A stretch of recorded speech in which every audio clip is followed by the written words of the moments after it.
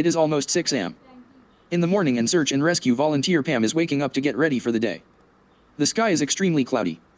The wind is blowing strongly and the radio is warning about an oncoming storm. But Pam ignores it. After having breakfast, Pam puts all her climbing equipment together, making sure she is not missing a single item in case of emergency. Then leaves the house as she glances at a picture of her late daughters. Her next stop is the local diner. The owner Dave doesn't like the idea of Pam hiking up Mount Washington alone, especially since phones don't have signal up there. But after 30 years of doing those trails daily, he is already retired and can't be her chaperone. He also reminds Pam of the ominous weather forecast. Yet this is still not enough to make her change her mind. Today is a very special day, so she can't cancel this trip. Besides, the mountains make for better therapy. They listen but never talk back. Afterward, Pam drives to the base of the mountain. And it's almost 7 a.m. by the time she gets there.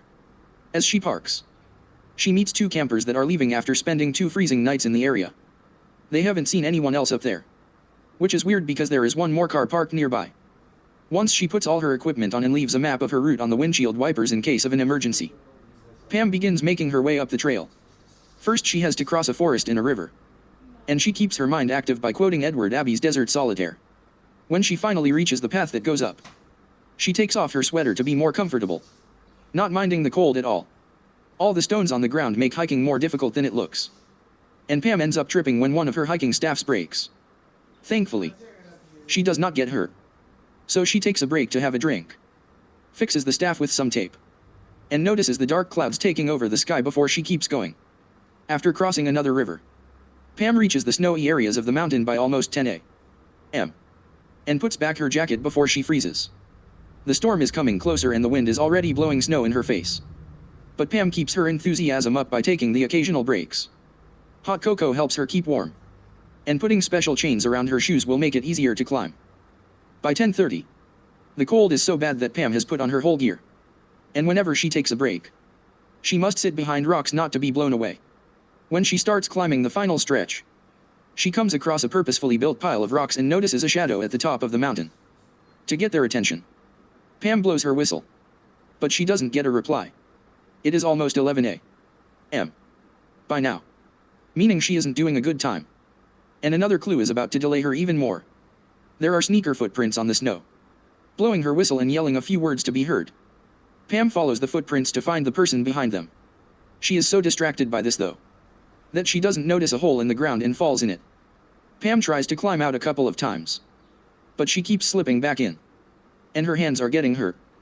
Blowing her whistle does nothing, and she begins considering giving up. But as she closes her eyes, her mind is flooded with memories of her daughters.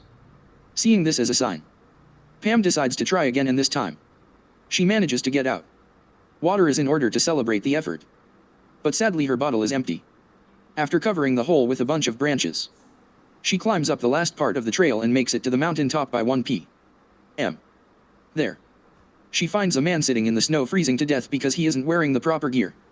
Pam tries to talk to him, explaining she works with the rescue team, but there's no reaction from the man, thus she decides to call him John. Getting him warm is the most important thing, so Pam takes off his clothes to rub his limbs and dresses him up with some of her own extra garments. She also covers him with a body bag until he regains consciousness, promising to get him out of here. By 1:38, the pair has started to make their way down the mountain. John can barely walk, and Pam must pick him up every time he trips. Once he's regained more clarity of mind, John begins saying he can't go back and tries to return to the mountain top, so Pam must make an extra effort to pull him along.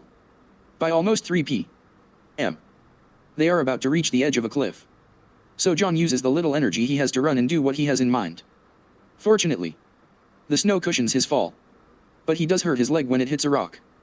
Pam still refuses to leave him behind and helps him get out of the snow, causing John to scream as soon as she touches his leg. Half an hour later, the duo has managed to find rocks big enough to sit under and take a break. Pam has to stop John from eating snow because that will dehydrate him more, and tries to distract him by asking him if there is anyone waiting for him. John confesses he has a cat named Cat, and Pam chats a bit about pet preferences before insisting to get going again. 3:30 is late for this trail's standards, and they need to get below the tree line before dark. They don't want to be up here when night falls and the temperature drops 20 degrees. By 5:30, they finally start seeing some trees. This area is pretty steep and John is quite tired, causing him to trip and roll down the hill, bumping into Pam and dragging her with him. With his mood getting worse, John once again says he can't keep going and tells Pam to leave him alone. But she refuses. Now that they're among the trees, the wind isn't hitting them on the face. So Pam takes the chance to take a closer look at John. Explaining she is a nurse, she offers him some pills, hot cocoa, and some chocolate before checking out his wounded ankle. It's swollen up a lot. Thus Pam bandages it up and then covers it with her last pair of extra socks.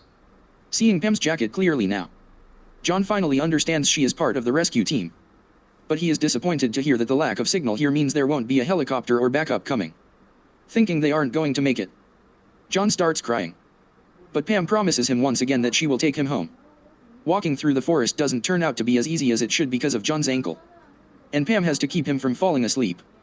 By the time they reach the river, John can barely walk, so he has to cross the water by crawling on a fallen tree. Unfortunately, both John and the tree are wet and slippery, causing John to fall into the river and be dragged away by the water current.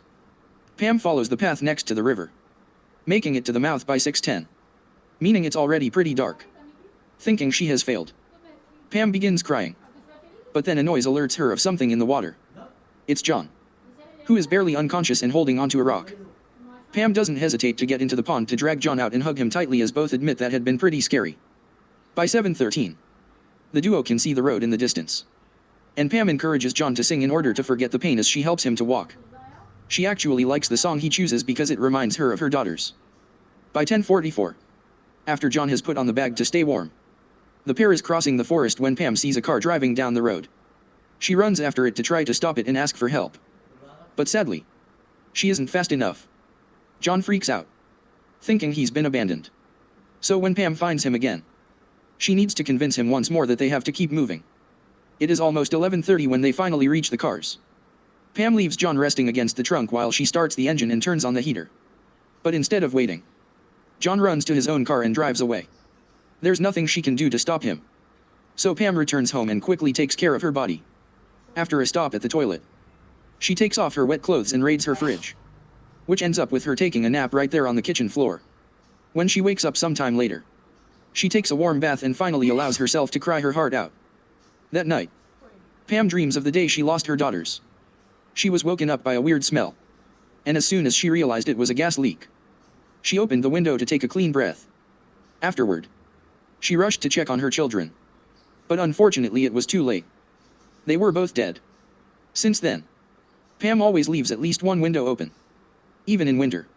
5 days later, Pam gets a message from Dave telling her to check the news. It turns out she's famous now. John has told the police his story, and journalists didn't take long to find out who the lone woman that saved the depressed man was. Although John himself asked to remain anonymous, Pam hears her name on the radio and sees her pictures in various articles, but has no interest in contacting anyone for fame. She continues her routine of hiking up the mountain trail as she waits for a call from the local police with an answer to her request. But sadly their message isn't helpful. When John filled his report, he didn't offer his real name or a phone number. One afternoon, a reporter called Patrick shows up at Pam's house. She tries to tell him she isn't the woman from the news, but Patrick has seen her picture so he doesn't believe her. Seeing as she has no other choice, Pam invites him in and answers his questions.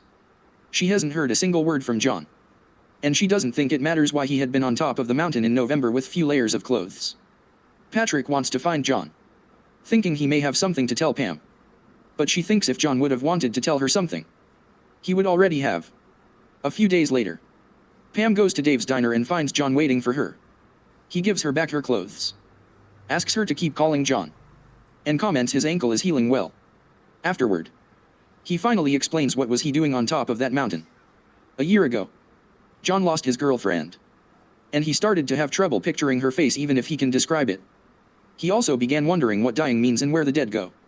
When Pam found him, John had gone back to the mountain to look for his girl and realized that he didn't need to actually look, he only had to wait and she would come for him. Instead of hearing her though, John heard Pam, and he's very grateful for that. In return, Pam tells him the story of how she lost her daughters and confesses back then she had wanted to end things just like him. John wonders if it ever gets easier, and Pam tells him that even in a storm, there is so much beauty. Later that day, Pam goes through some memories of her girls and hikes up the mountain again to see the beauty of the sunset. The real Pam went on to raise 4 children. At 67, she left New Hampshire to become a dedicated patrol volunteer in various national parks in the western U.S. John is a constant reminder to Pam that it only takes one person to change someone's life. And he changed hers.